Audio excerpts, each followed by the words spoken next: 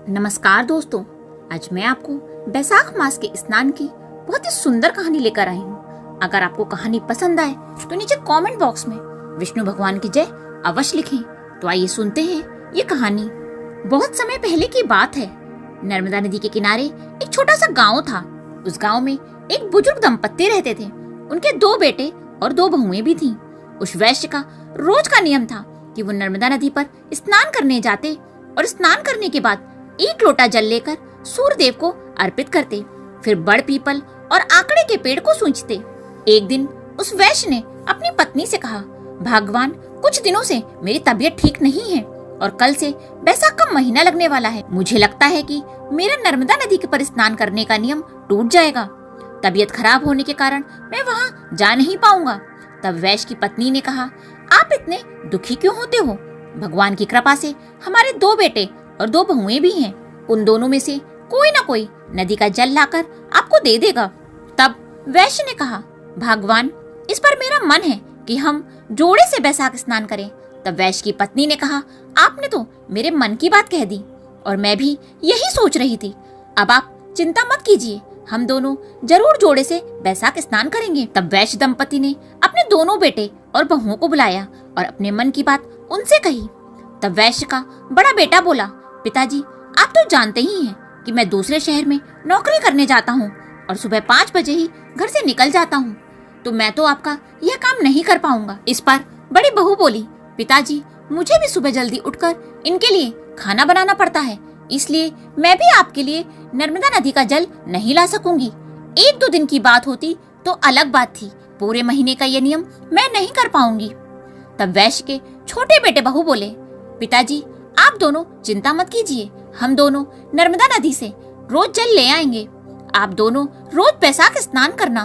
कमरे में जाकर छोटे बेटे ने अपनी पत्नी से कहा, सुनो, मेरे मन में एक विचार आया है। हम दोनों जल लेने के लिए नर्मदा नदी पर तो जाएंगे ही, क्यों ना हम दोनों भी जोड़े से बैसाख स्नान करें। यह सुनकर उसकी पत्नी बोली, ये तो बहुत ही अच्छी बात है।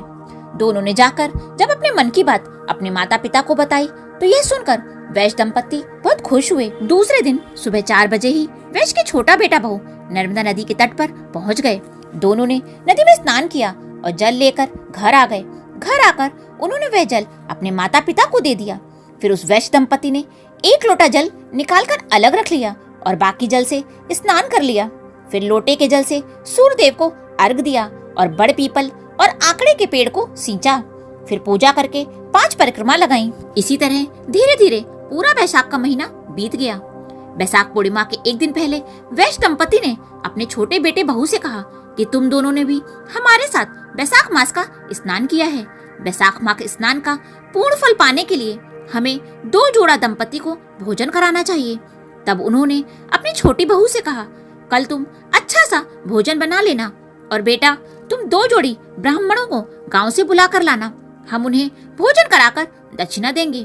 तब बेटा बहू बोले, ठीक है पिताजी, आप लोग जैसा चाहते हैं वैसा ही होगा। अगले दिन सुबह छोटी बहू जल्दी उठी और भोजन तैयार किया। उसका बेटा गांव में ब्राह्मण को बुलाने गया तो रास्ते में उसे 2 ब्राह्मण और उनकी पत्नियां आती हुई दिखाई दिए। छोटे बेटे ने सोचा, ये तो हमारे गांव के नहीं लगते, शायद कोई तीर्थ यात्री होंगे, क्यों ना मैं भोजन के लिए इन्हीं को घर ले चलूं। छोटे बेटे ने उनके पास जाकर उन्हें प्रणाम किया और कहा, हे ब्राह्मण देवता, आज बैसाख पूर्णिमा के दिन हमारे माता पिता जोड़े से 2 ब्राह्मण जिमाना चाहते हैं, कृपया आप मेरे साथ मेरे घर चलिए। तब वे ब्राह्मण बोले, बेटा, हम तो तीर्थ यात्री हैं, हमें भोजन मिल जाए तो इससे अच्छा क्या ही होगा, चलो हम तुम्हारे साथ तुम्हारे घर चलते हैं। बेटा उनको लेकर घर आ गया। छोटी बहू ने उनके लिए भोजन परोसा। सबने भर पेट भोजन किया। फिर वैश्य दंपति ने उन्हें कपड़े और दक्षिणा भी दी। ब्राह्मण ब्राह्मणी ने उन्हें आशीर्वाद दिया। फिर वैश्य दंपति ने अपने बेटे बहू से कहा कि बेटा, इनके चरण धोने के लिए जल लेकर आओ। बेटा बहू जल लाने के लिए चले गए और वैश्य दंपति उनके पैर पोंछने के लिए तौलिया लेने चले गए। वो ब्राह्मण ब्राह्मणी कोई और नहीं बल्कि स्वयं श्री राम, माता सीता, भगवान विष्णु और माँ लक्ष्मी ही थे।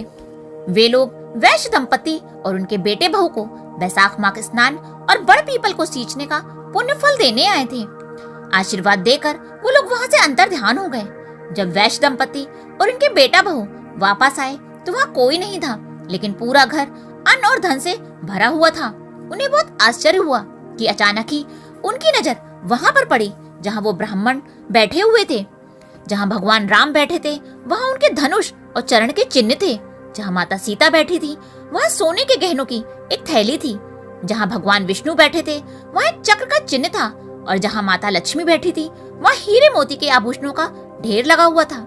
यह सब देखकर वे समझ गए कि भगवान स्वयं ही हमें आशीर्वाद देने आए थे।